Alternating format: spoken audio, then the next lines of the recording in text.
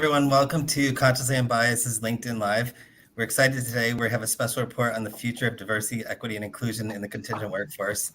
We have special guests, John Schroeder, Managing Director of Custom Research of Staffing Industry Analysts, Rebecca Perrault, VP and Global Leader of DEI Pro Unlimited, Kathy Clem, Executive Director of Allegis Global Systems, Jennifer Torney, Vice President of Global Client Engagement at TAPFIN Talent Solutions, Pam Sands, VP of Product Management and Partnerships at Kelly, and Daniel Khublall, Director of Product Strategy at Beeline. So I'm Ashish Kaushal. I'm the CEO and of the diversity staffing firm HireTalent and the founder of Consciously Unbiased, a movement to build belonging in the workplace. I'm excited to be here today because with my special guest to talk about the release of our updated report from Consciously Unbiased and HireTalent in association with Staffing Industry Analysts called The Future of Diversity, Equity, and Inclusion in the Contingent Workforce 2022, and how we can advance inclusion across the entire workforce. We'll share the download of the report in the comment section below. At a time when employee-led activism is on the rise, creating an inclusive workplace for all employees being seen and heard will be key in winning the war on talent. Plus, it's the right thing to do. So before we begin, I wanted to share the definition of a contingent workforce for those who are not familiar with the term. The contingent workforce includes temp workers, contract workers, freelancers, interns, or workers employed directly by an organization for a limited time period. The tight labor market is prompting organizations to rely more heavily on contingent workers. Companies have grown to see their contingent workforce grow by more than 50% in the pre-pandemic, according to Brightfield Strategies. So today I want you to walk away with an understanding of how we have the power to increase belonging across organizations and what our roles are, especially given if you're in recruiting, HR, procurement, and how you can really affect the organization and sort of push diversity and inclusion in the workforce. So with that, welcome everybody. I'd love for you guys to all talk about what you do and why diversity, equity, inclusion is personally important to you. Rebecca, shall we start with you? Sure. Well, it's a pleasure to be here. Thanks for bringing us all together. I'm really excited to be talking with other industry leaders about how we can make progress here. My role as VP of Diversity, Equity, and Inclusion at Pro Unlimited is dual. So I lead diversity and inclusion internally for our organization, as well as our work with our clients to progress DE&I in the contingent workforce.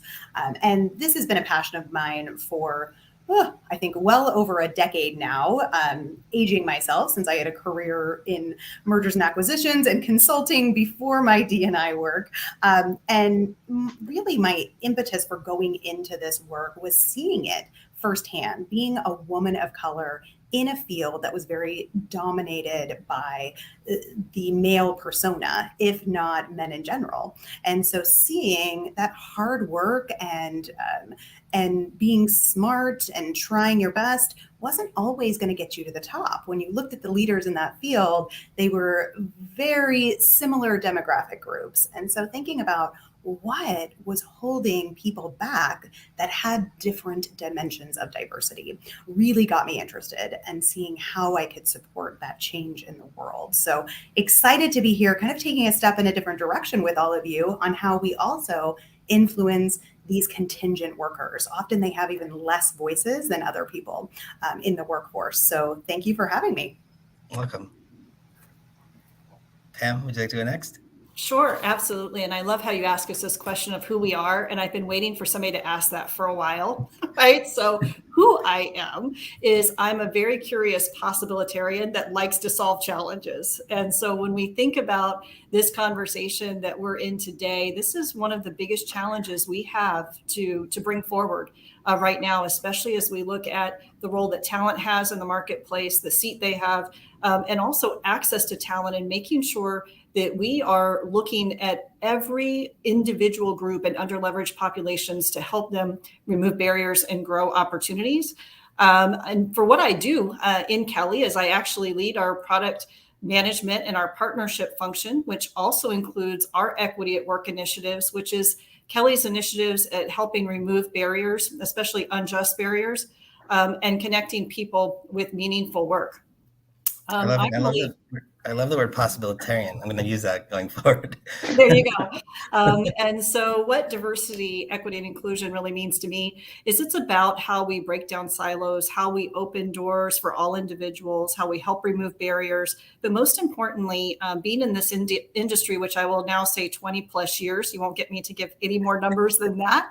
But being in this industry for a couple of decades is having the opportunity from the beginning of my career to sit across from individuals and see the difference that helping someone find a job when they need one makes. It doesn't only make a difference to them, it makes a difference to their family. This can be a generational difference for families, and it can help them really look at a new story for their future and help them really embrace those possibilities.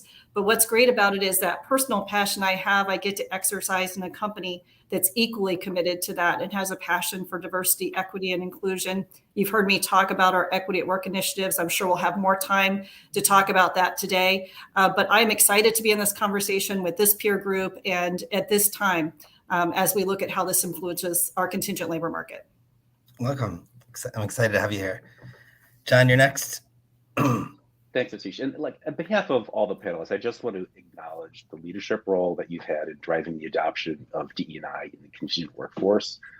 You've commissioned the research in 2020 and again in 2022. You've had leadership in driving many of the innovations that I'm sure we'll talk about today and that were profiled in the report. So I just wanted to say on behalf of all of us, thank you for all the work that you've done. Thank you. That's very nice. I'd also like to thank the panelists, many of whom, Rebecca, Kathy, Jen, have participated in the research and are quoted in the report. So my job is I'm the managing director of custom research at SIA. And so what that allows me to do is to conduct deep dive research on important topics on the behalf of our client. So what does DE&I mean to me? I'll just share a conversation I had with my wife last night. So when our first son was born, she asked her boss if she could work part-time, immediately said no. So she went to her boss's boss, same question, no. Then she went to her boss's boss's boss, and that guy said yes. You may notice, it's a very persistent woman. So what she found out was that no one in the Chicago market of this firm, which is a nationally recognized bank, no one in the Chicago market in professional services had worked part-time.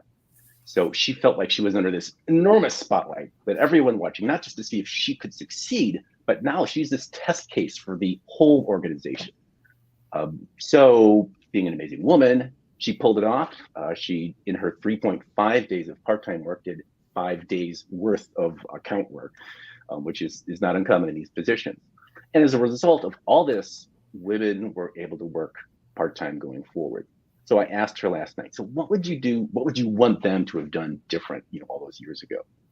And she said, they should have just given me a chance without going to my boss's boss's boss.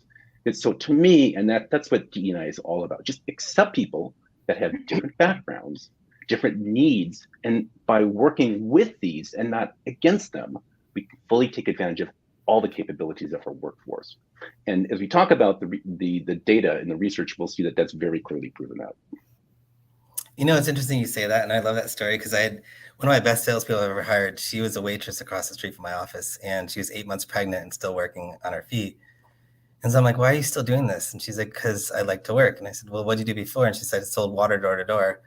I'm like, well, why'd you stop? And she said, my husband didn't like me going door to door.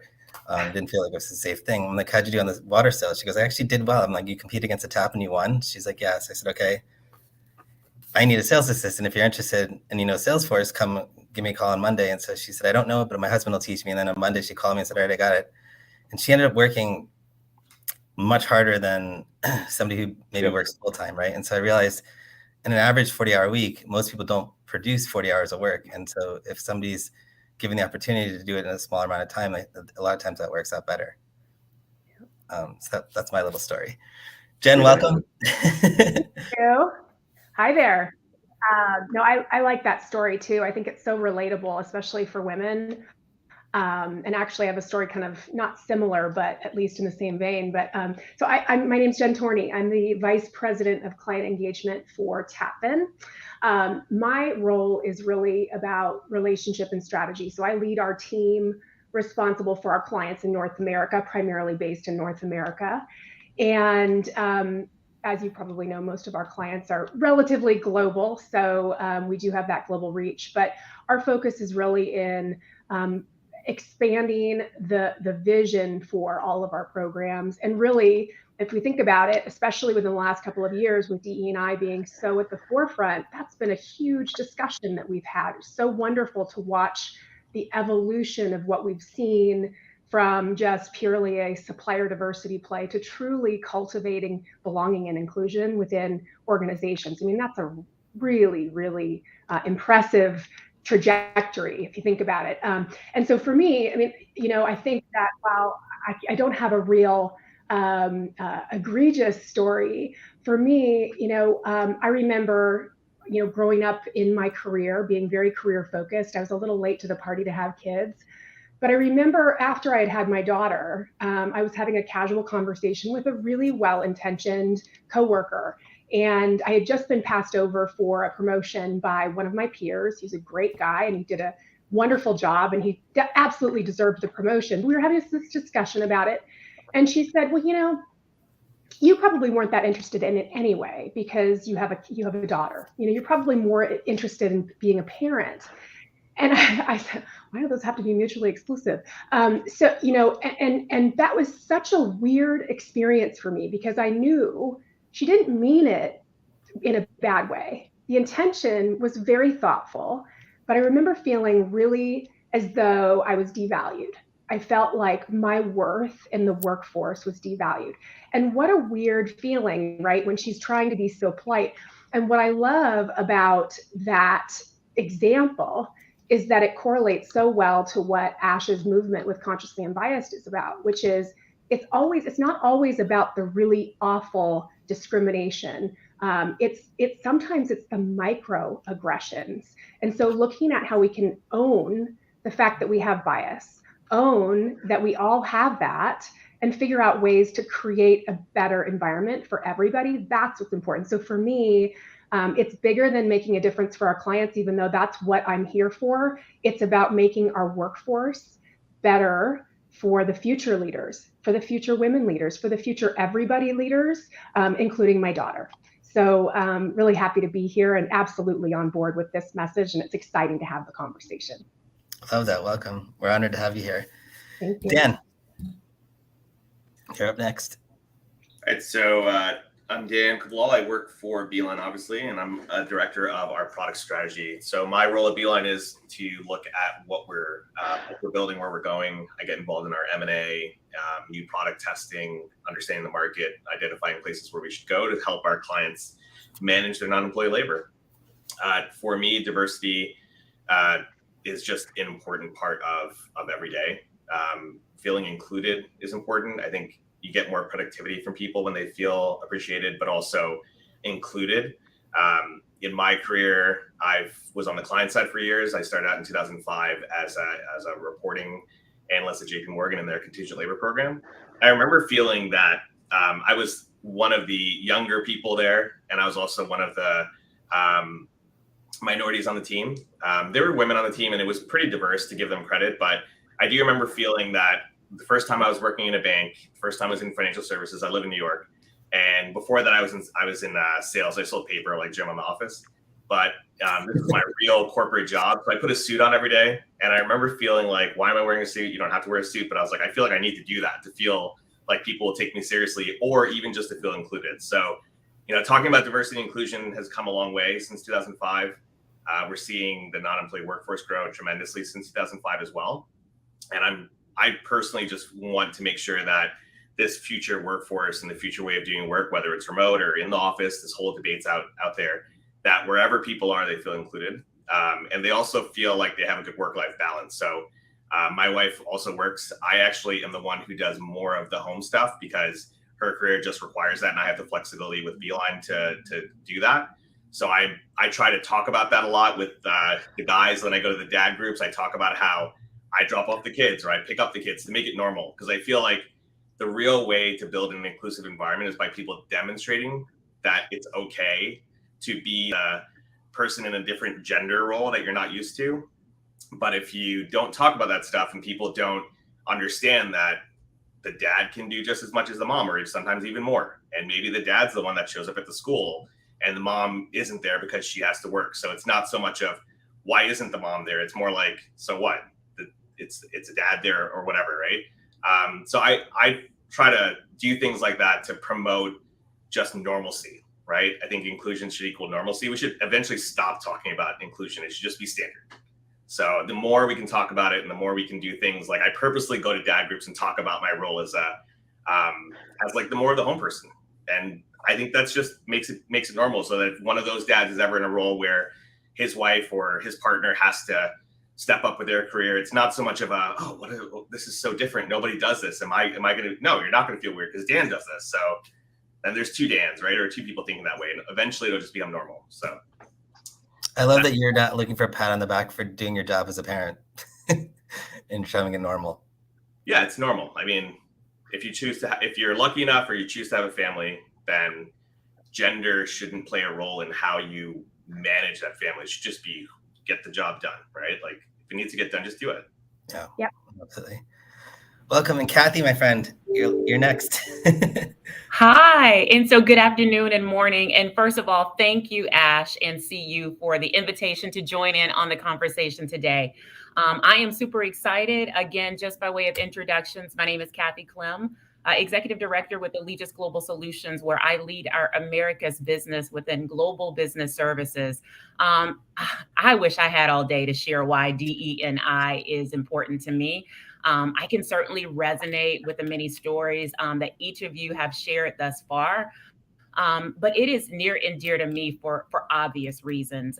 But I would say, my dear friend Rocky Howard, she said, and in a statement and a quote, she said, if we can change the lives of those who were historically excluded, we change the world. So for me, my passion in this space is rooted and really being driven by the ability to be a change and to be a bridge and to really open up pathways for others within the workforce as well.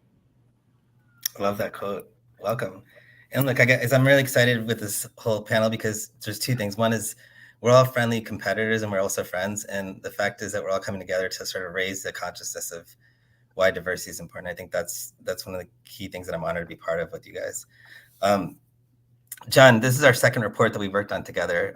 The first one, I remember when I launched Consciously Unbiased, I had this really long hashtag to sort of connect the dots for people at CWS called Let's Go Beyond Diversity, Spend a Diversity Hiring. What do you think the first edition of the report has done, and what are your hopes the second report will do? Yeah, so thanks for that question. Let me rewind to the background before we started the first report. So this is in the summer of 2020, not too long after George Floyd was murdered. Interest in DE&I was absolutely boiling over. In the research that you commissioned, we started out by having in-depth conversations with leaders in contingent workforce space who were in practicing DE&I within their organizations. All of them were very passionate, but I will say they didn't know for sure whether the business case, whether they were getting outstanding results for DE&I or not. So that became the centerpiece of the work that we did in 2020. So just its background, in the full-time world, there's been lots and lots of research on validating the fact that DE&I has a very positive outcome on overall performance. So a famous piece of research was done by McKinsey. So McKinsey looked at Fortune 1000 firms and broke them out into organizations that had a diverse board versus those who did not. And they found that in this analysis that organizations with diverse boards were 36% more likely to outperform their peers. So I know we joked at the time that we should start a side business investing in those organizations. And by the way, the offer is still good, so we should still think about that. But it just wasn't clear for Contingent. There was no data whatsoever. So we conducted another phase of the research, and that was survey research. And this was focusing on about 150 managers of contingent workforce within enterprises. And we split them into two buckets. So one bucket were people who were following what we call advanced practices with DE&I, and we'll talk about those later. But it's a lot of this revolves around doing more measurement than others. So the other group was laggards, and we looked in the difference in their outcomes, and we found that the leaders attract more contingent workforce have a better ROI for their contingent workforce, and have greater access to highly skilled talent. So in terms of the business case, the report, I think, proves beyond a shadow of doubt that there's a very, very strong business case for DE&I. As a result of that report, what I'd like to think was that was one of the impetus of the marketplace overall to accelerate the adoption of DE&I, because now we have this background that, yes, in fact, it has a very strong ROI. So that was 2020. 2022, we repeated the study. So what's changed in those 2 years? Well, really the question is like, what's not changed? It's been a time of incredible transition in our economy. So we've had the pandemic. And so what did that do? A radical loss of employment, and then an as equally radical increase in employment, to the point where we have a labor supply demand gap that we haven't seen in generations. But that's not all. We had digital transformation. McKinsey did a study where they estimated that there was 7 years worth of digital transformation in just a few months following the onset of the pandemic. Inflation. We have inflation right now that is at as high levels as it's been since the 80s. And now we have recession fears. So we have all these issues that are swirling around and are competing for the attention of senior executives. The question becomes, is DE&I still an important issue? So we asked that very question to the marketplace, and we found that the interest in DE&I was at exactly the same level as we saw 2 years ago. So, that was good. We then followed up on this analysis of the business case, the drivers of DE&I. And what we found was that the business case was still proven, but the number one benefit from DE&I is now access to highly skilled candidates. So think about that. If we're in a labor market with a historic supply-demand gap, such that everyone is competing for these highly skilled these candidates, if you had an approach that would guarantee you a competitive advantage to their access, and at the same time produce a high ROI, like, why wouldn't you do it? And in fact, it really borders on corporate malpractice to not conduct DE&I based on this research. So all that was good, but what we did find as we spoke with some executives is that there's a real frustration to the lack of DE&I data. So I think one of the folks that I spoke with on the call here made an analogy to like accounting data. So if you can imagine that the only financial data you had was just whether or not you made money at the end of the year, and you didn't know how it looked over time, you didn't know how it looked by geography or by product line, you'd be really frustrated and you wouldn't be able to really do much to correct your business. And the very same thing is true with DE&I data. There's just a lack of data available, and that made a lot of people really, really frustrated. One of the most exciting things from this report, and what I hope, to answer your question, what I hope it will do, is that there are new capabilities that you've been help driving, and many of the folks who are on this call have been help developing, whereby we can measure this DEI data in a completely new way to get far more data, to allow the impact of that data to be felt and to allow DE&I to grow. So we're hoping that this report spurs interest in that and spurs its adoption. And all these things that I've discussed can be profiled in the report. So I highly recommend everyone who's listening to this to go ahead and download that. Love it. I love the financial analogy. The other thing this report did was it brought you into this industry. It did. This is the first really work that I've done in this industry with you, and for that, really, I am eternally grateful. Oh, it's great. So this is for the general group. What in the report stood out for you on the second report? Like, what kind of resonated in that you guys are implementing? I'll go. Should I start? Go ahead. You go ahead. I was just going to say, for me, and I don't mean this in a negative way, but seeing some of the stats of self-admitted, organizations that felt like they had a bleeding edge diversity program, that part felt like, okay, good. At least we feel as though we're making progress, but I arguably feel like we have so much room to grow. And again, I mean this in the most positive way. I think that we need to keep the foot on the pedal to make sure that we are truly having the impact to get us to a place of leading edge. And so that was the one thing. I mean, everything else really resonated. That's what we're hearing from our clients, but that one kind of struck me as interesting. That's a Rebecca, I see you nodding your head. I wonder if that was the same one for you. Yeah, I was going to say a different one, but I did have that exact same reaction. I was like, interesting. Yeah. I think maybe it is thinking about the questions, but I had that same thought of, are we all leading edge? Or is that much, are that many of us leading edge, or are we trying to be leading edge, right? Yeah. Are we striving for that? But it might be a long time. I think for many organizations, it might be a decade before they're leading edge. So 100% agree with you and had the same thoughts. But what I was going to mention that stood out to me was the 83% that indicated that they would seriously consider looking at data and thinking about gathering that data for the contingent workforce, because it is so critical to know what the basis is, what you're working from, not just representation, but metrics. So it was encouraging to see this, because there has been some hindrances, right? Not all companies wanted to delve into this data. And I kind of thought, oh, maybe if I don't know, I won't have to deal with it, or I won't have to think about it. But maybe perhaps right over the course of the last few years and all those stats that John mentioned, now we see 83% are. And what we've actually seen in the last year, we started our ability to collect this data self-identified from workers last year. And so we have a year's worth of data to work through with clients, and we're really seeing change. We're seeing focus and strategies that aren't just focused on full-time workers, but are focused on contingent workers, and seeing an increase in diversity.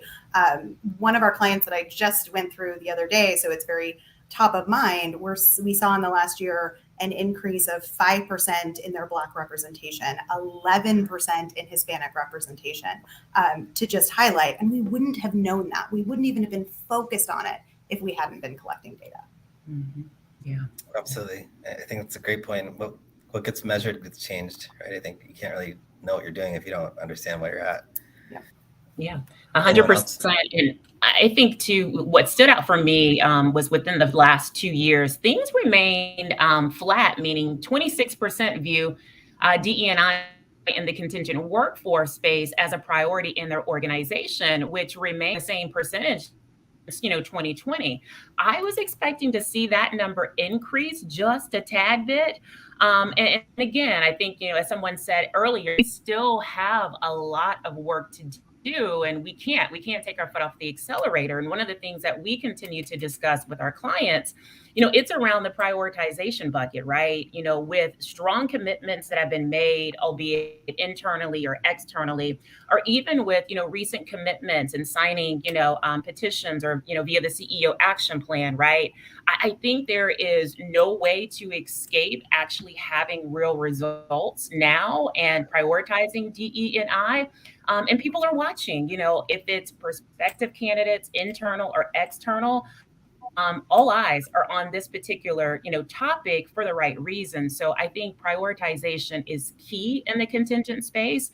And so it's with much anticipation that, we'll see this number increase in the months and year to come. Kathy. I was just going to say, Ash, Kathy, I'm with you 100%. You and I were looking at that the same way. When I saw that, I was so surprised that number did not increase between the first report and this one. And what I was also fascinated in is that the reasons behind that. It would be really great to unpack that and understand that. But what I also saw was the fact that that DE&I is actually in the contingent workforce is good for business. And not only is it good for business, it's good business. And when we look at that, it's that when you look, like you reflected in the report, those companies that have embraced this are seeing higher fill rates, greater access to talent. But in addition to that, we have to stop and think about who are the clients and the customers of the clients we serve. That is becoming more diverse. If you look at population growth numbers between now and 2030 and now in 2060, you're going to see the majority of individuals working, at least across the US, and even globally, are foreign-born nationals. And you look at that, our internal workforces need to be more reflective of the population itself. And so I think it's a time and a call to action to say, it's not about how do we add DE&I as something else for individuals to do within companies, but how does it become part of the fiber? And it's just what we do because it's good for business. And it brings that diversity of thought of candidates that bring innovation, fresh ideas, and they're coming with grit and determination because of barriers they've had to overcome. Mm-hmm. Absolutely. And piece to add on that, because you are, as we look at it as the fire, but how does it also, the population become a part of the full-time strategy, right? And fueling some of the, the growth goals on an FTE side. So I think there's just so much more opportunity looking at it from a contingent, but also, future state in that, again, that long-term, roadmap, if you would. Yeah, absolutely. I know the report says about 26% represent made their priority, but that's like a large data set.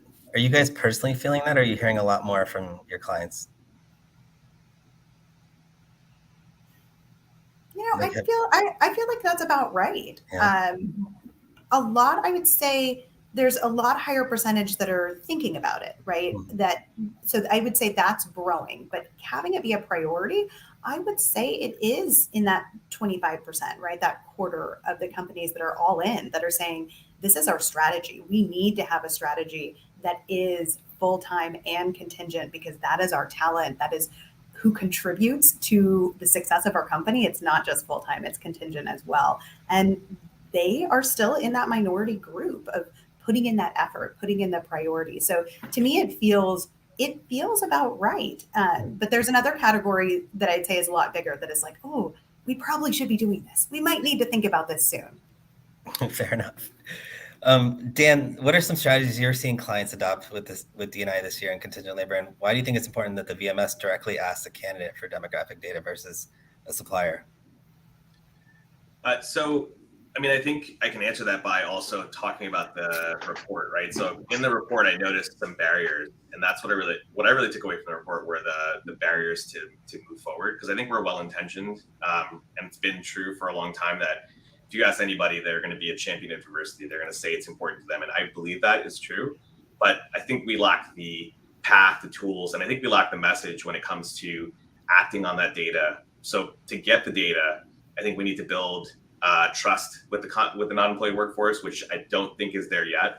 I think that comes from the elevation of that workforce, which is naturally happening based on the numbers and the permeation of that workforce in the full, in the number of people using non-employee workforce. But the three things I took away were like the lack of a corporate mandate. It's not really clear who's responsible for executing and funding DE&I initiatives in the non-employee space, and then limited agreement from contingent workforce to provide opt-in data. So those three to me are correlated, right? Does a client have a clear path on what DE&I means on the non-employee side? What are the barriers to that? I think co-employment is a big one, because the minute you talk about non-employees, the flags pop up and you're like, okay, these are not my employees. What can I really do? And then if they have intentions to move on diversity initiatives, well, then you need data, or you need access to that data. But if workers are not trusting and don't see the benefit of supplying that opt-in, optional demographic survey, then you're not going to actually get started. And so you end up in the same place 12 months later, which is, we're not really clear on who's going to manage this for the workforce. We're not really clear on how to manage it because we don't have the data to put a strategy together. And we don't have a data and we don't have a strategy because workers are not willing to give us that data. So I think it comes down to today, most companies rely on staffing vendors to manage the non-employees from an employment perspective, which makes sense. They're the employees of another company, and the end client is the consumer of the output of those workers, but they're not the employer. So when it comes to the VMS is the platform that the worker information resides on. So for most part, historically, the VMS has tracked workers and represented them as an assignment or as a requisition, and then they're candidates on those. I think what we need to now, and what we've been doing at Beeline, is looking at how do we elevate the presence of the non-employee workforce, and how do we make sure that they feel represented, they feel safe, and they feel like they can give proper consent and understand what data and how that data is being transacted. So I think that's where, for me personally and for Beeline, we spent a lot of time thinking about that. It's simple to ask somebody for something, but it's much harder to provide the value and build trust in why you're asking for it.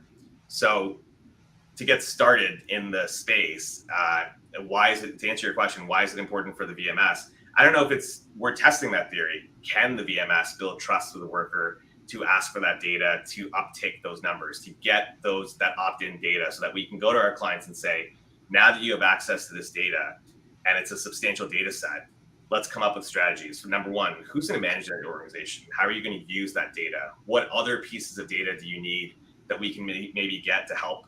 And then how do we create a loop of feedback? So when workers enter that data, what are you prepared to give them back as far as results? Are you going to put together a plan? Are you going to put together a strategy? Can you make that strategy something they can understand and ask questions about? Really include them, right? It all comes down to inclusivity to me.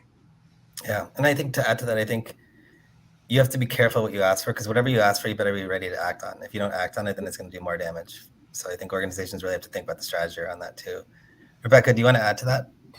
Yeah, well, I was nodding, right? I agree with all of that. So I love that, we're really aligned on it.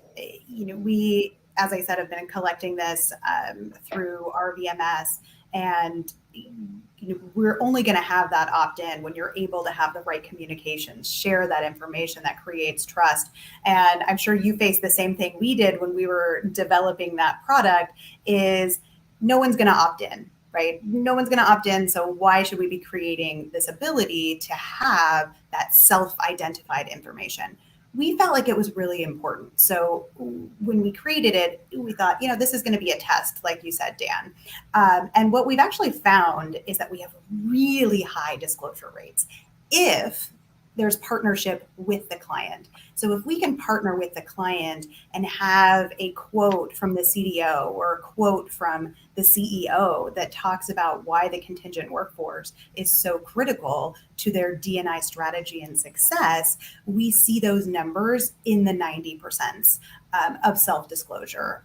So our cross-client benchmark right now of about the 40 clients that are collecting data is in the high 80% of self-disclosure. So they are filling out those forms, they are engaging with it. And I think I say that so that we all know that that should not be a barrier for collecting this. With the right communication, we can build trust and we can engage with these audience, because I know that that's a pushback I got. And I hope that we can just kind of eliminate that, right? We can do this. That should not be a barrier. But we should be thinking about how collecting this data can enable us, how going further than representation is really key as well. Because representation tells us there's a problem at a really high level. It doesn't give us any actionable insights. So what are those levers that we can pull to impact inclusion? And what are the levers that we can pull to increase diversity in this population? So really thinking about how we make it actionable and develop a strategy from it. I love it. So you guys are both showing that it's possible to get output from this. And I think that's key, because I think that was one of the things that people assumed couldn't happen or wouldn't happen. Jen, what are some ways we can better track metrics for contingent workers, and what are the most important metrics to look at? Since D&I is such an important business strategy for clients, and now every supplier claims to have a passion and expertise in diverse candidates, how are you vetting their sincerity and capabilities? Yeah, there's so much there. So let me just first start by saying Dan and Rebecca really teed us up really well for this, because to me, it's like Rebecca was saying, it's the what's in it for me for the candidate, right? Before we talk about metrics, like really but also I loved the concept of the feedback loop, Dan, and making sure that we're kind of coming back with what we're doing about it. But whenever we have a conversation with a client around measurement, and this goes even beyond just diversity, but specific to DE&I, we have to have the strategy first, which I think everybody's kind of saying the same thing. There's no use measuring something where you don't have a goal. It's sort of like, let's just put a number out there. Well, what for? So we really look to determine kind of starting from what is your FTE goal? Because every organization has diversity and inclusion goals for their FTE. Believe that they should marry well with your contingent labor goals. They shouldn't be different, or at least largely different. So we like to have a conversation with the diversity team, understand their goals around, race, gender, veteran status, LGBTQ, disabilities, et cetera, and start there. I I would also say that the big question is right now for organizations, should I track, which I think everybody's shared. I mean, we want to get past that. But the elephant in the room is it is not necessarily going to be something that's amenable in every organization. If you talk to legal, they may say hard pass. I mean, that's a reality, sadly.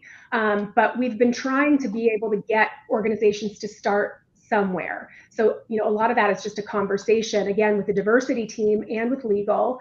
But if the answer is yes, which we've gotten a lot of clients that are saying yes, they're saying yes, but it's fine. That's a great place to start. Let's start there.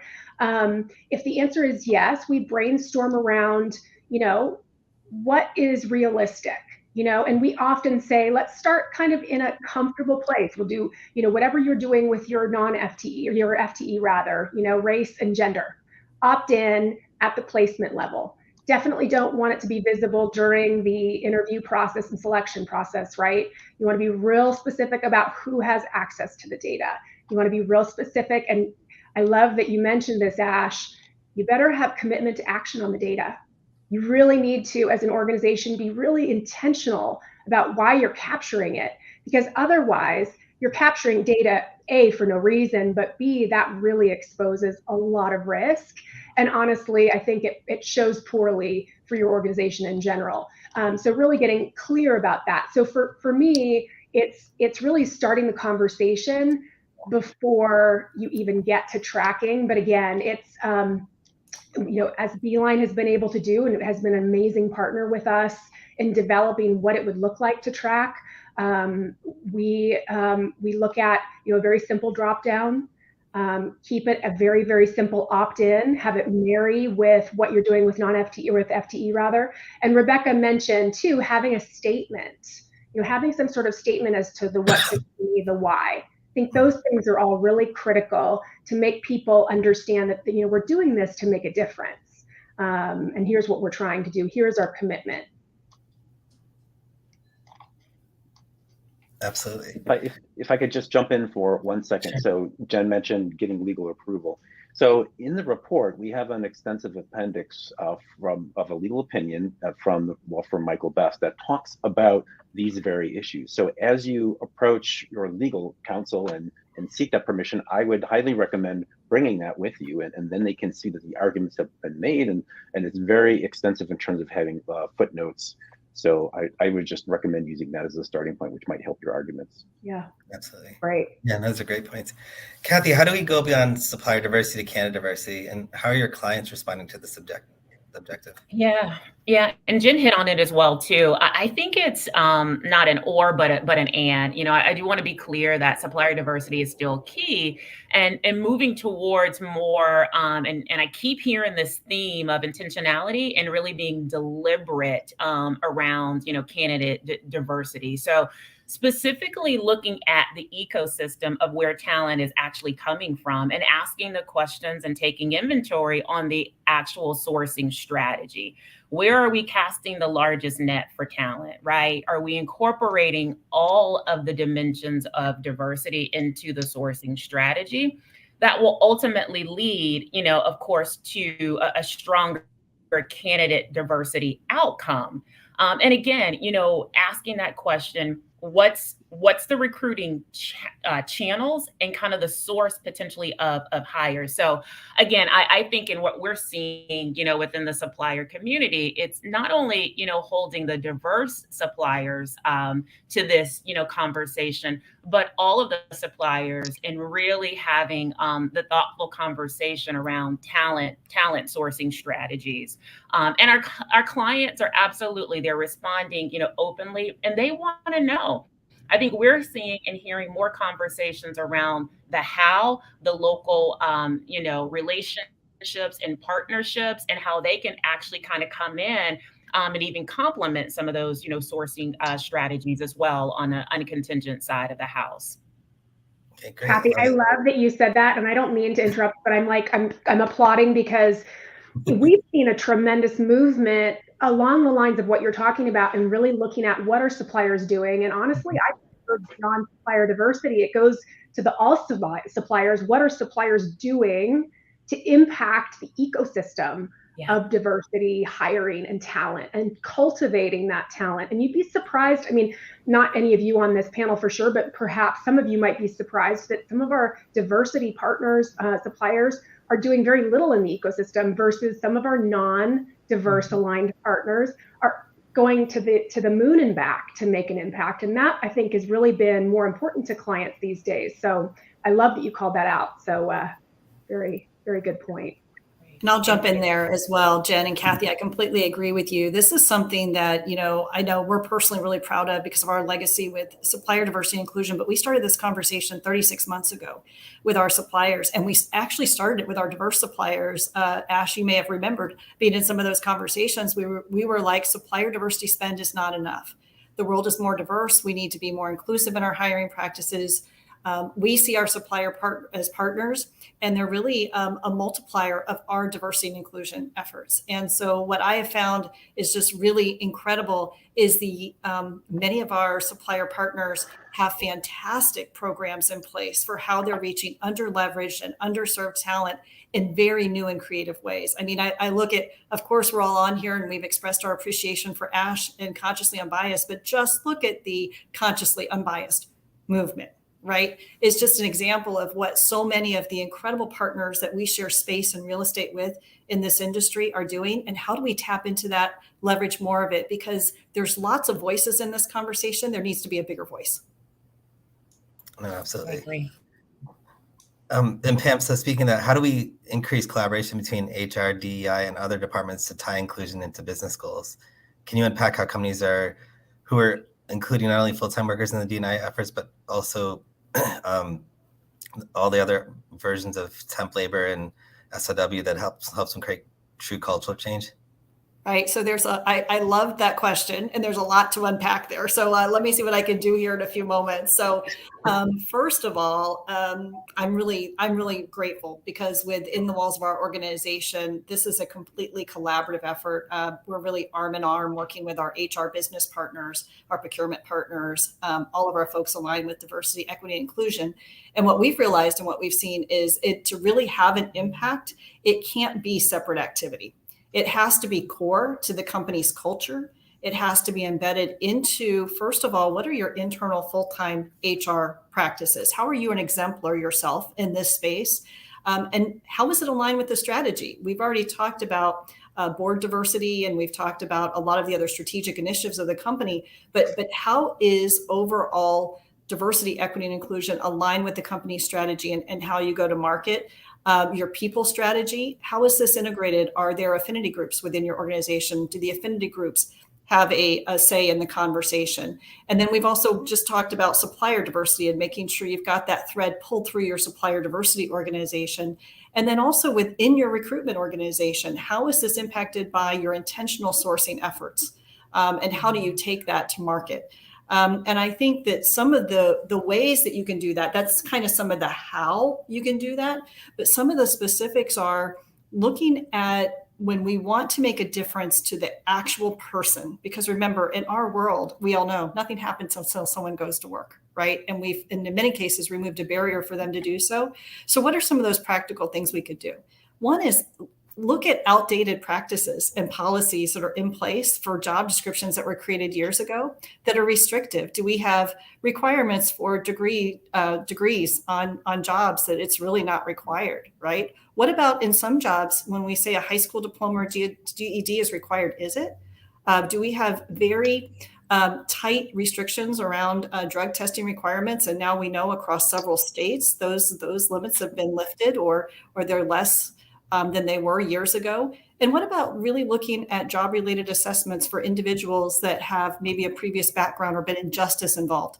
And is there an opportunity to also include them in the workplace? And there's several, but for the sake of time on this call, those are just some things where we take it from the strategy to your operational level, to your transactional level, to make sure that it's completely pulled through your organization. No, absolutely. And it's funny, I talk to clients about this all the time. I studied computer science in college, and the kids these days start coding at 12. And so by the time they're 18, 6 years experience, they can run circles around what I did in college. So you really need it. You don't really need a computer science degree these days. You got to love our digital natives. Exactly. Dan, I'm going to ask you two parts of this question. Originally, what are some of the barriers to adopting DEI in the contingent workforce, and what are some ideas that you may have on putting risk management in place for the data? And then the second thing is, you were on the client side running a program before. What would you do different now to promote D&I if you were a program manager, given that you've been on both sides of this equation? So I'll answer the last one first. I mean, I've been part of 4 different programs, and what I would do differently is just speak up more about the importance of building that connection with the non-employee talent, starting off with the representation of those people, making sure that they feel like they belong at the organization without even collecting demographics, just thinking about policies around different colored badges or including them in events or not. I think I would have spent a lot more time in our legal group and our HR teams talking about the importance of this population and just getting ahead of the fact that it's going to grow, and you're going to have to think about ways of breaking down those concerns, and let's think about ways that we can make those people feel more included. And then I guess to your first part of your question, I've been thinking as people were talking about this, and I think it's great, Rebecca, that Pro has features that allow the collection of that data. We do too, and I think it shouldn't. The concept of collecting demographic data is just the right thing to do, and it shouldn't be a competitive differentiator. So I fully expect that Pro has a really good process today around that. But I'm thinking about the next step, right? And the evolution of that process and breaking down those real barriers. And I'm trying to think of the root cause. I think it's 2 things happen here to prevent us from really moving forward. It's the co-employment concept and the lack of trust from the worker population. I think sometimes when people are asked for data, they're suspect as to how would that data be used against me instead of for me. So we have to break that concept down and make sure that, traditionally the groups that have been traditionally had their demographics held against them, right? To the fact that when they may feel that, well, if somebody knows I'm a certain ethnicity or a gender, that's going to be a negative for me. So I'm not speaking up. I'm not going to identify myself as that person because I don't want to be seen as that group, because I feel like that will put me at a disadvantage. So that to me makes me think of, is it really the right way of getting this information? If it's really client-led, should it be done in more of a neutral stance? We've been talking about this at Beeline for over a year now. It's something that I actually have been really focused on, of how do we as a platform allow our clients to get that data while mitigating the concepts of co-employment, but also building that trust and making sure that the clients are also accountable for utilizing that. And I've had the privilege of speaking with people like Pam and Jen on calls to ideate. Like I said, I'm in product strategy, so a lot of what I do is thinking about ideas and shooting them out there. Not so different than what I did on the client side. If you ever heard me talking at a conference, talking about things, big ideas before they happen. But I think the way we move forward is, can we create a process that answers the when, where, how, and why is the data being collected? Can we start with the concept of, this is not just data, these are people, and these are representative facts around people. So we have to treat it with respect and with privacy as top of mind. I think it's almost like demographics are wrapped up into what your name is and what your birth date is and what your other PII around you as a person are. And then when is that data really important? Is it something that should be asked for when you apply to a job or when you're onboarded? I think maybe it's a process where we just need to identify, or allow people to identify themselves as they want to be identified. Give people a way of saying, this is who I am, regardless if you're hiring me or not, or regardless if you're looking at me as a candidate. I need a way to show who I am, right? And that should be something that I understand, I control, and I have full control over, so that if somebody needs that data, I can know when it's being accessed. Or if somebody wants to use that data for something, I know why it's being used. And then also, why am I even spending time sending that data out there? What's out there in the industry? So I've been working with some of our clients to talk about, if we had access to the contingent labor, non-employee demographics, what would you do with it? How would you want to move that forward? And that goes back to your question, Ash, around on the client side. I was always asked by HR, can you get the non-employee workforce demographics? And I would say no. I mean, largely we can ask, but it's pretty tough. And I think going back to the clients and saying, assume that platforms like Beeline and Pro and can get this data, think about what happens next.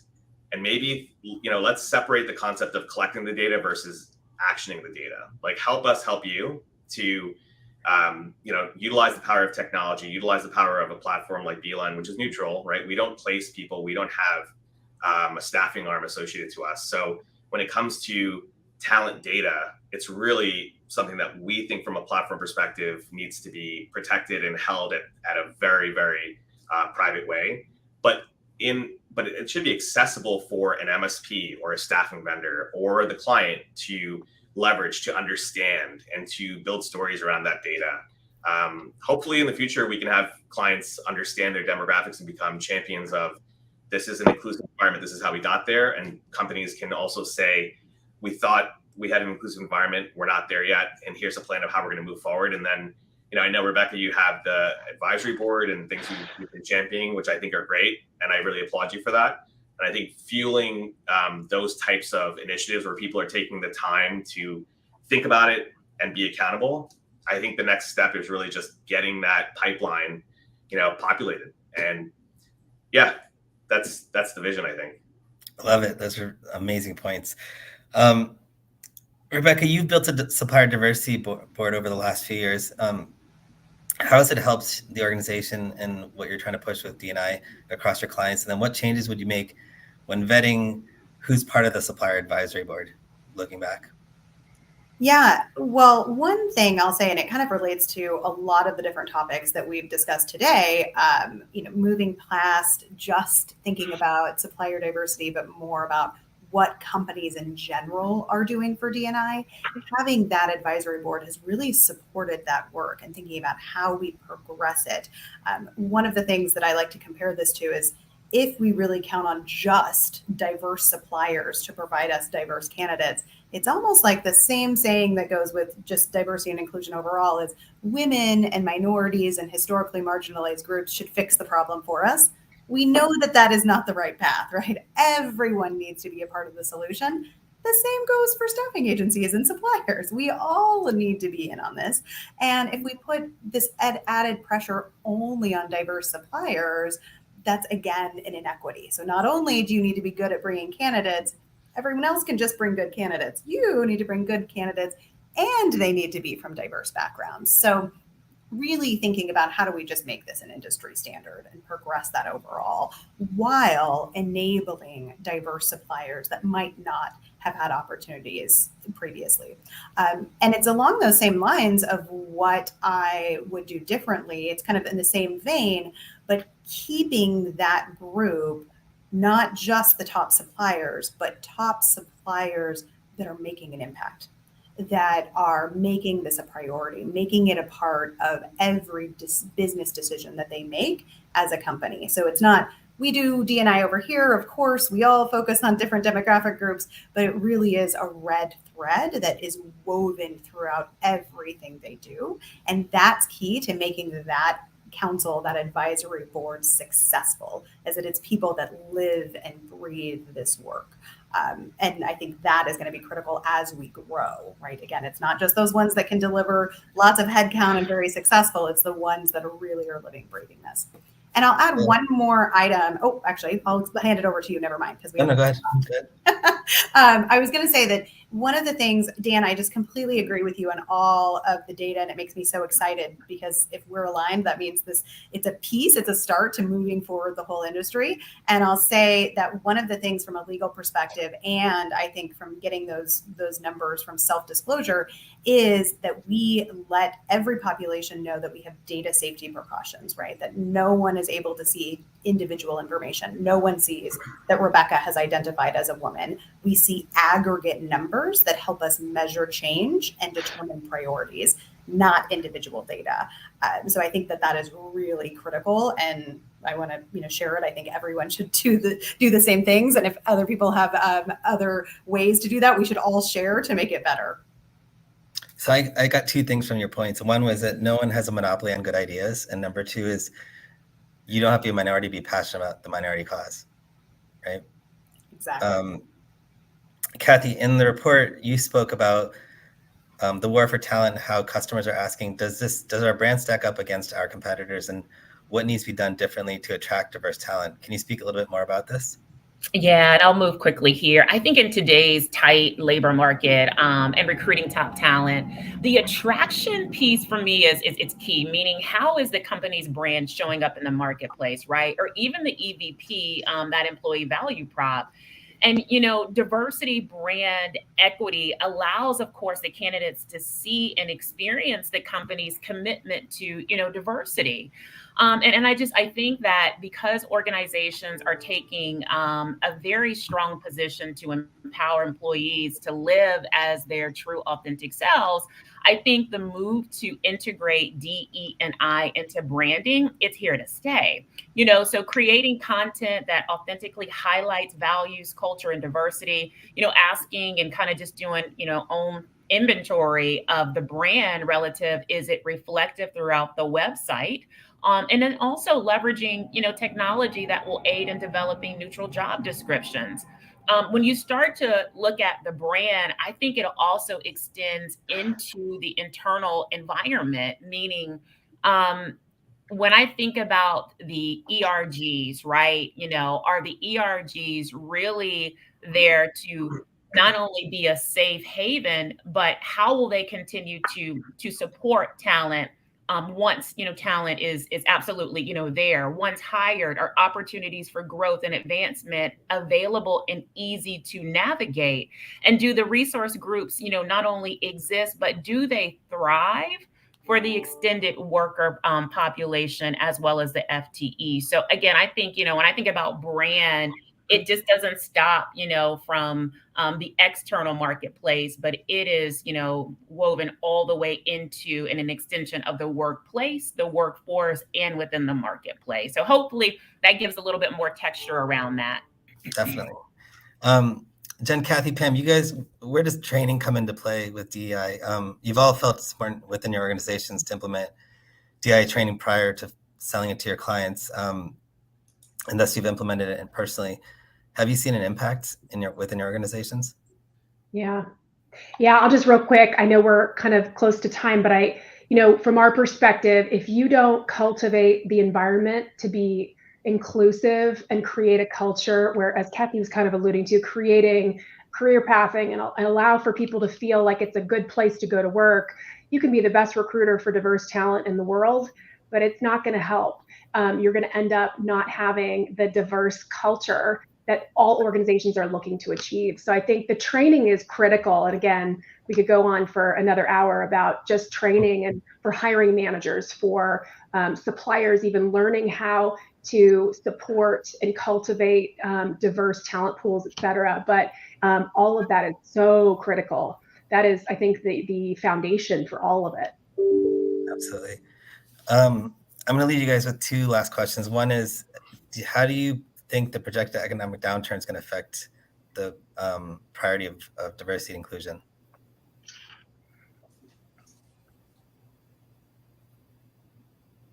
I think it would be more of a focus as we go through contractions. Companies will need to figure out how to retain assets and how to make sure that when the trough comes back and we start rising back on the peak of the economy, you have the assets to deploy to keep growing, right?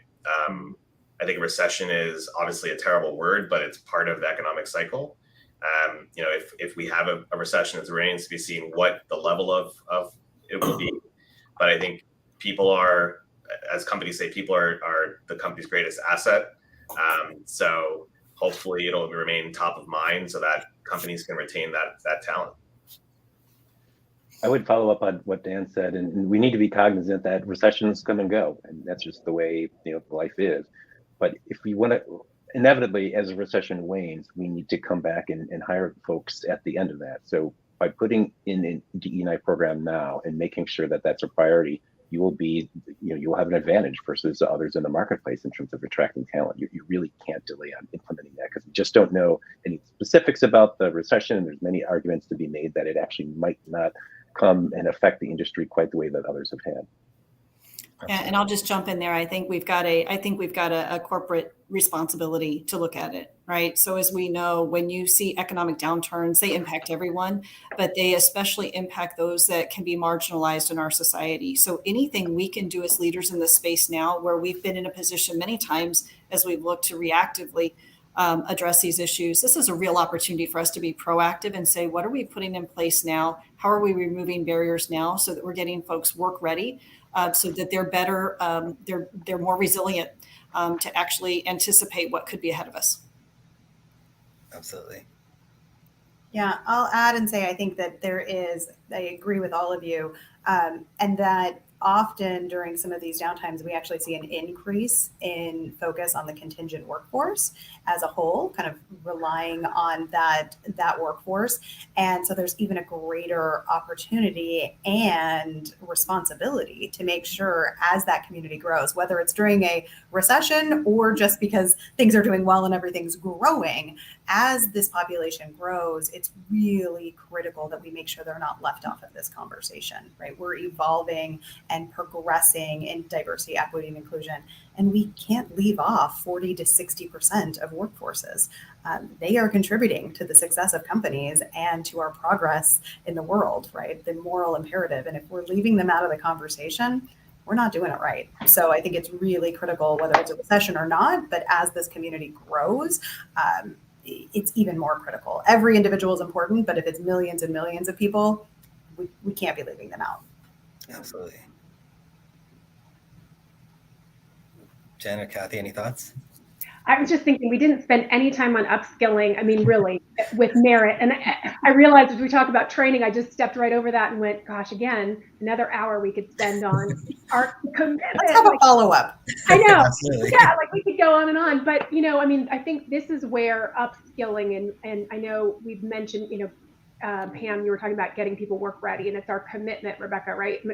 But I think we really need to focus on upskilling, because talent is not going to get easier to find just because we're in a downturn, right? And so there still needs to be that concerted effort. And certainly what a wonderful way to look at diversity and equity and inclusion and focus on upskilling to get those resources work ready to get our talent issues sort of bolstered a little bit.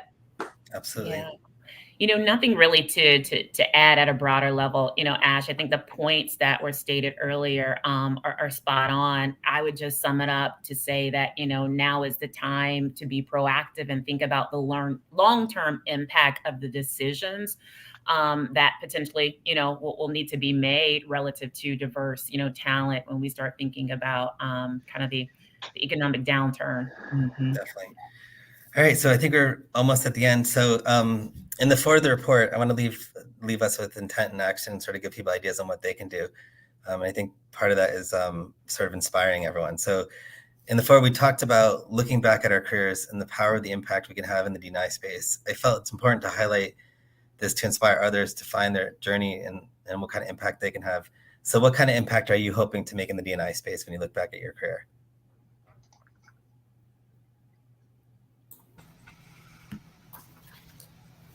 I can go ahead and jump in. So our mission at SIA is to inform, connect, and elevate the ecosystem. And the folks, you and the folks on this call are the ones who are leading the charge. What I hope we can help accomplish through the research is just to prove out the business case for contingent D&I. There really should be no question that it's something that we all need to pursue for business reasons, for moral reasons. But I'd like to say that we've kind of closed the door on that. And then secondly, to just provide a guidebook for folks to adopt practices. I would recommend everyone go to the chat section here and download the report. Thank you. For me, go ahead. I would say for me, I'd have to lean back into that possibilitarian piece, right? And it's helping remove barriers, advocate, sponsor individuals that are looking and needing that sponsorship, and help them embrace the possibilities that are ahead of them in the future. Whatever that may be, of all groups, and making sure that folks know that whatever situation that they're up against, that there are opportunities and they abound, and that they can seize those opportunities and those possibilities. I love that. I would just love to see, this is probably will happen in all of our careers, right, before we even retire, but I would love to see the non-employee workforce be able to be treated as equitable and sort of have parity with the way that we treat our FTE population. If we're talking about 50-50 percentages of how many people in the workforce, like we've got to do better as a, you know, as a culture, as a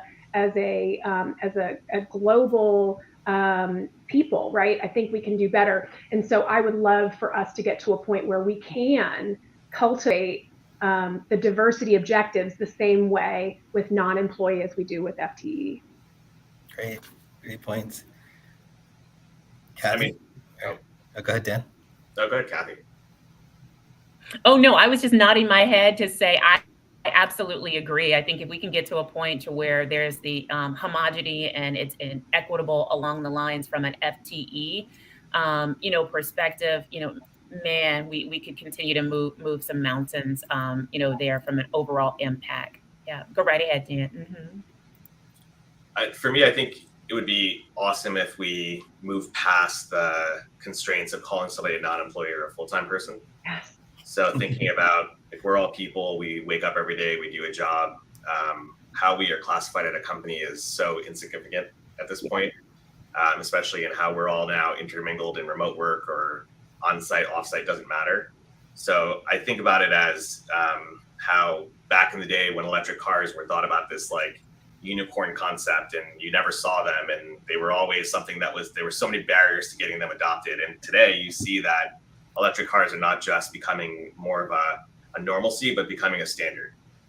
So I think thinking about non-employees as humans is my goal and not as non-employees. I mean, I'm a human. I'd like to be thought of as a human. I think if we move past these tags we put on people for convenience, that would be a really epic thing. I would like to see demographics collected, but not focused on as a criteria. I think they should just be another piece of data that helps us understand and relate versus evaluate and sort of, you know, move things around, right? Diversity can have a two-edged sword. It can be bad, it can be good, depending on how you interpret it. So yeah, that's like the bigger, I think that's a big lift, right? But I think we can get there. Just have to keep the conversations going. And, you know, I appreciate everybody on the panel spending the time. And I know there's a lot of people in our industry that actually spend their entire career speaking about DE&I.